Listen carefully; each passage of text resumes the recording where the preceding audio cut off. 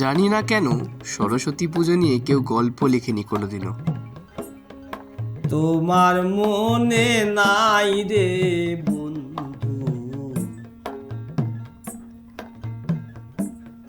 তোমার মনে নাই। ছেলেবেলায় পাঞ্জাবি পায়জামা পরে কাসর বাজাতাম বাড়ির পুজোয়। ইদানিং হারিয়ে ফেলেছি সেই পায়জামাটাকে, উঠে এসেছে জিন্সের প্যান্ট।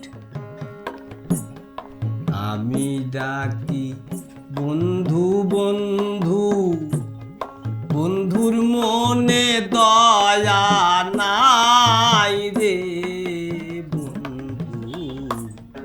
তারপর বসন্ত এলো, জীবন বেরঙিন থেকে রঙিন হতে হতে অতিরঞ্জিত হয়ে পড়ল। ও বন্ধু রে,